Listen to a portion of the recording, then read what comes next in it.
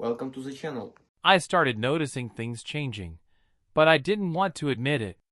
The little signs that something was off, you know? It started small, like when Emma would come home late from work, or how she suddenly needed more space or time to herself. At first, I shrugged it off, thinking she was just stressed. But then, there were the weird moments, like how she gets super defensive when I asked about her day or who she was texting.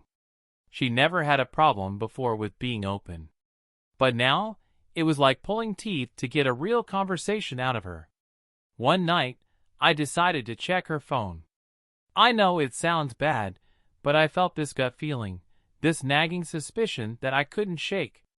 I found texts between her and Greg, one of her colleagues. They were way too friendly, way too personal. At first, it was innocent enough, just work stuff, nothing alarming. But then I found a message where he called her, "Babe," and I froze. It wasn't just a slip-up either. This was happening behind my back. I confronted her the next day, and she lied straight to my face.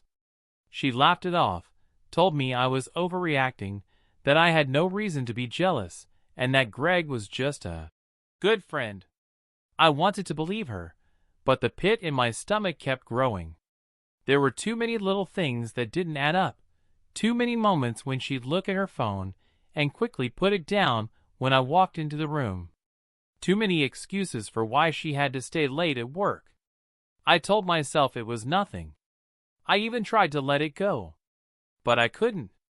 I started to pay more attention to the way she acted around me. The warmth she used to have, the affection, was slipping away, replaced by coldness and distance. It hurt, more than I could explain. It felt like she was pulling away, and I was just standing there, unable to do anything about it. The tipping point came a week later, when I found a text from Greg that was more than just a little flirtation. He asked her if she was free after work for a drink, just the two of us. That was it. I couldn't ignore it anymore. I had to know what was going on. And so, I decided to take matters into my own hands. I knew I had to do something, but I wasn't sure where to start. So I started small, checking her usual patterns. When she went out for her after-work drinks, I decided I would follow her. I know, it sounds like something out of a bad movie, but I couldn't help it. My gut told me something wasn't right, and I needed to find out for myself. The first time I followed her, I parked a couple of blocks away from the bar she said she was going to. I watched her walk in with Greg, just like the text said. They didn't even look back at the door to see if anyone was following them. She was laughing, and he had his hand on the small of her back.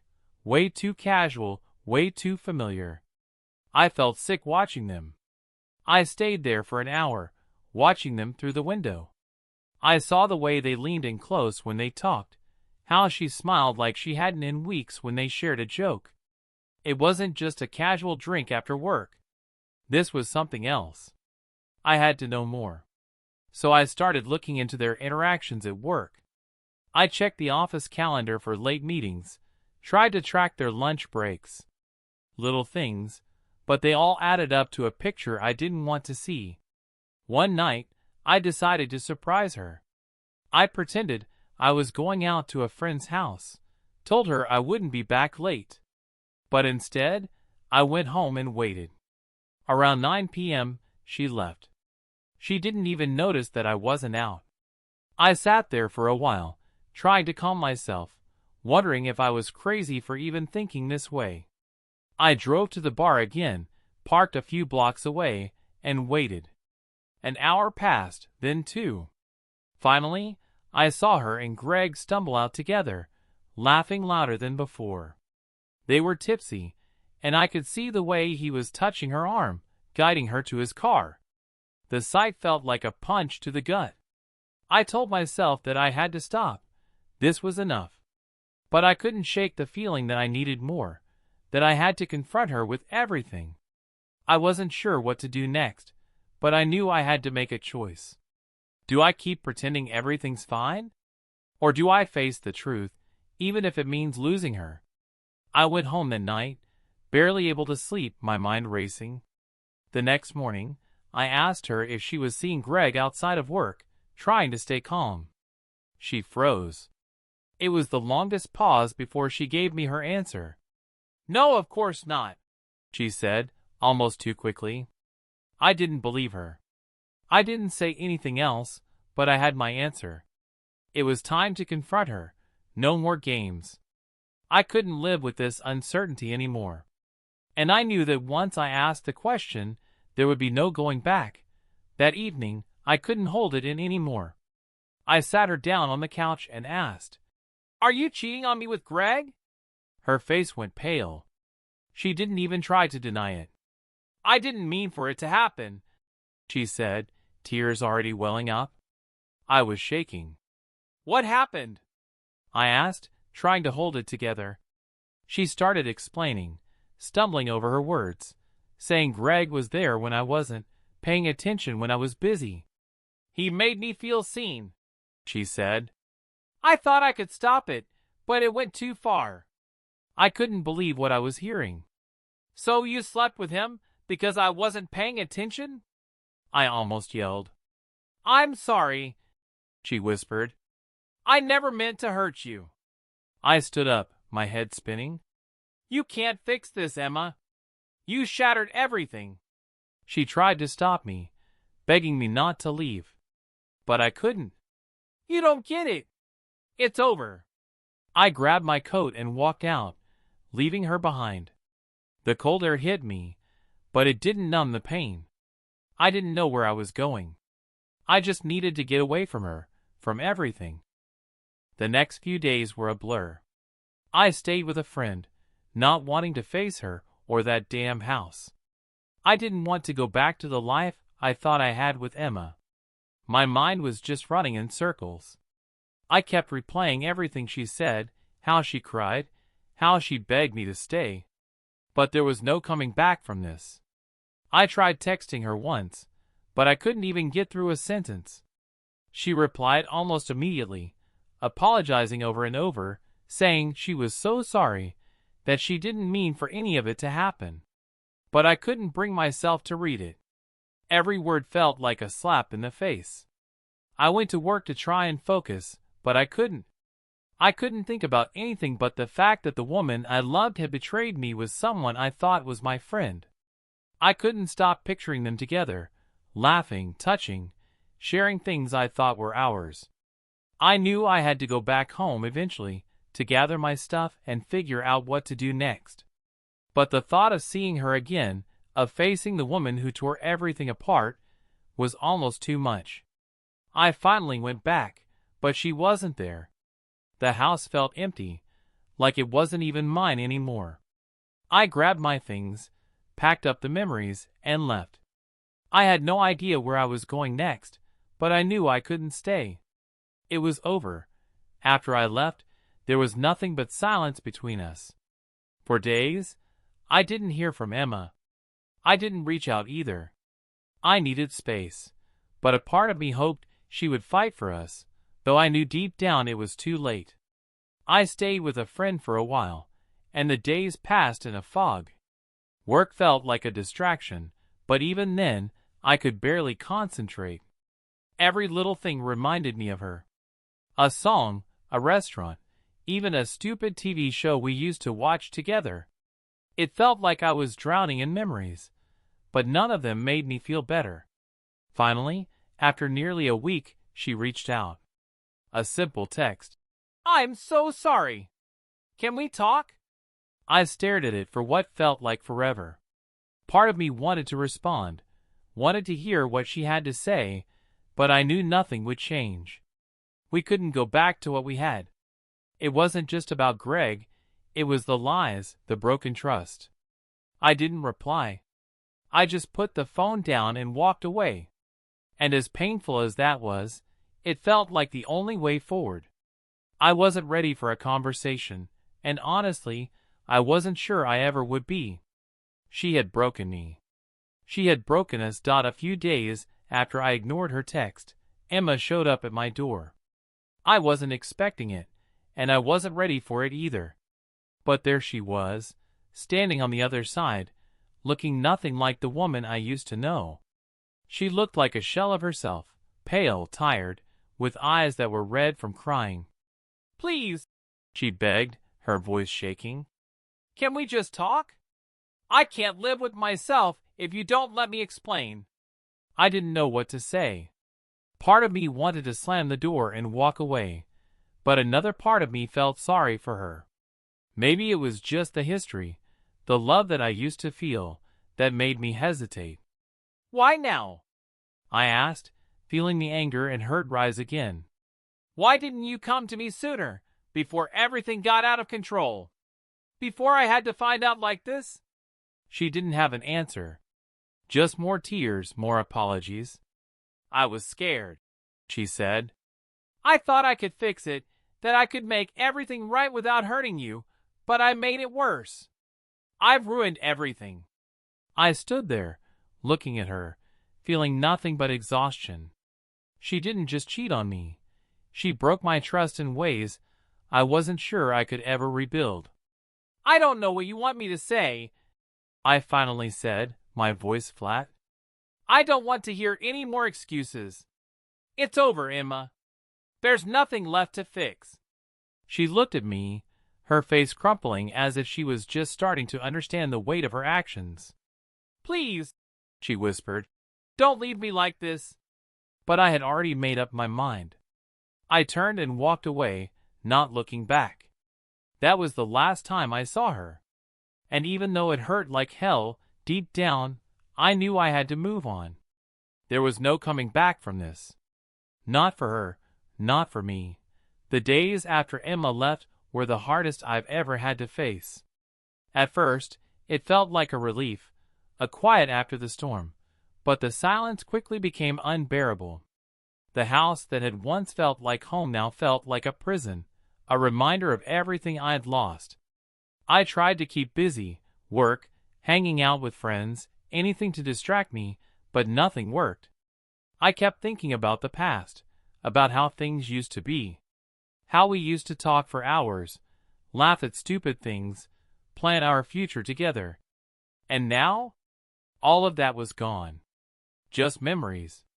I spent most nights lying awake, staring at the ceiling, thinking about what I could have done differently, or if there was something I missed. But in the end, I knew it didn't matter. The trust was gone. She'd made her choice, and it wasn't me. I went out with friends a few times, trying to act like I was okay, but I could feel the change in them. They didn't know how to talk to me, didn't know if they should ask about her or if it was too soon. So, we stuck to the surface level stuff, and I couldn't blame them. How could I explain what happened? How could I explain the pain of being betrayed by someone I thought I knew? The hardest part was seeing couples, happy couples, on the streets, at restaurants, even in the stores. It was like a slap in the face every time. They looked so sure of each other, so unshakable. And all I could think was, that was supposed to be us. I wasn't sure if I'd ever be able to trust someone like that again. Would I ever be able to open up to someone the way I did with her? I didn't know. Maybe I wouldn't. Maybe I'd never let anyone in again. I didn't reach out to Emma after that day she showed up at my door. I figured if she truly understood the gravity of what she'd done, she wouldn't need me to explain it to her. The silence between us was deafening, but it felt necessary. I couldn't give her the closure she was asking for. I couldn't keep replaying the same mistakes. I just needed to heal. And that would take time. As the weeks passed, I began to feel a shift.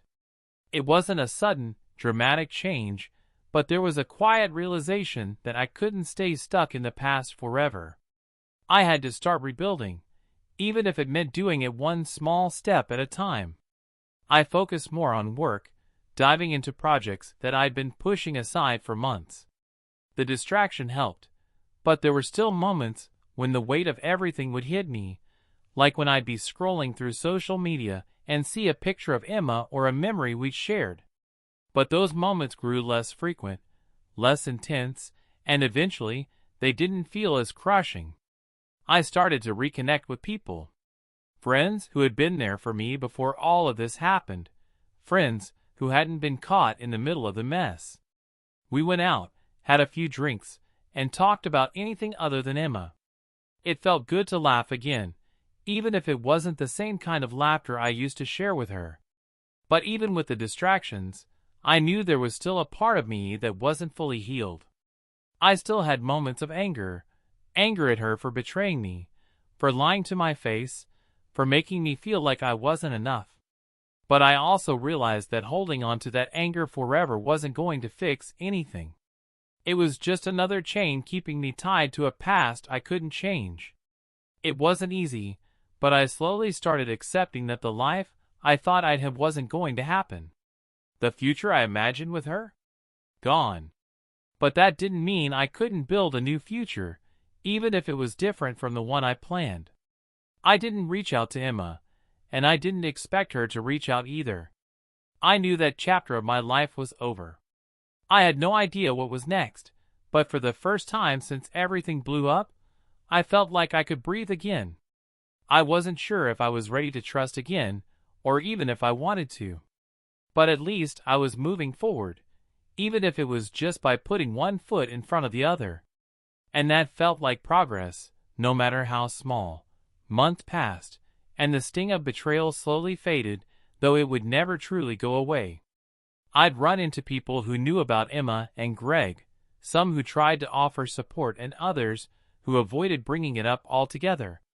It was clear that life was moving on, whether I was ready for it or not. One day, while out for coffee with an old friend, I realized something important. I was starting to enjoy life again. I wasn't the same person I was before the affair, and that hurt, but it also made me stronger. I had learned things about myself I hadn't known, like how much I was willing to endure, and how I could survive something so painful. And I started to see that, maybe, just maybe, I could trust again in the future, just not right now. My life was starting to look different in a way I never expected, and I wasn't sure what the next chapter would bring, but I was finally okay with that. For once, I wasn't trying to control everything or fit into the plan I'd made years ago. I was allowing myself to be open to whatever came next. I started taking care of myself in ways I hadn't before. I joined a gym to get back into shape, something I'd put off for ages. I took trips with friends, did things for myself that I'd neglected during my relationship with Emma. And for the first time in a long time, I felt like I was enough on my own. And then, out of nowhere, I met someone. Her name was Grace. We met through a mutual friend, and the connection was instant. I won't say it was love at first sight, but there was something there, something different. It wasn't the same as what I'd had with Emma. It wasn't perfect, but it felt real. We took things slow. I wasn't rushing into anything. I wasn't trying to replace Emma, because I knew that wasn't possible. But with Grace, I was starting to trust again, little by little. I found myself looking forward to our dates, to the easy conversations, to the simple moments of joy. It wasn't a fairy tale, and I didn't need it to be. It was just two people seeing if they could build something, even after the past had torn them apart. And for once, I wasn't scared of it. I wasn't scared of getting hurt again, because I knew that even if it didn't work out, I would be okay. For the first time since everything happened with Emma, I felt like I could breathe easy, like I had the power to shape my own future. It wasn't perfect, but I was finally moving forward. As time passed, Grace and I grew closer, and the weight of everything that had happened with Emma seemed to fade further into the background. I didn't forget it, but it stopped defining who I was.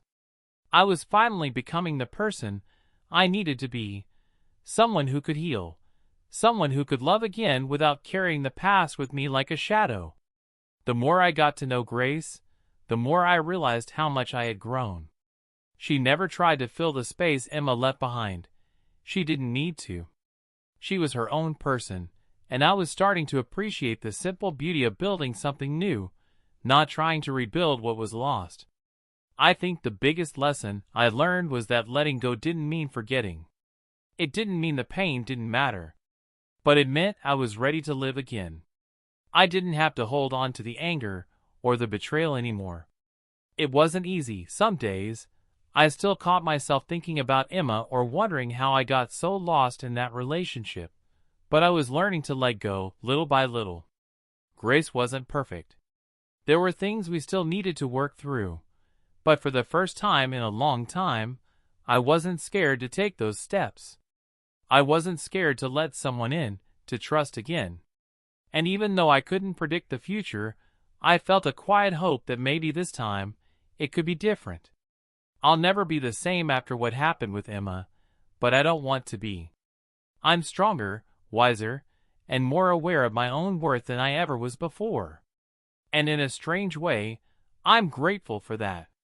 I'm not thankful for the pain, but it taught me what I'm capable of. Emma's betrayal will always be a part of my story, but it doesn't have to define the rest of it. I've learned that I am enough, no matter what anyone else did or didn't do. And that's something I can carry with me, no matter where life takes me. I'm moving forward, one step at a time. And for the first time in a long time, that feels like enough. Goodbye.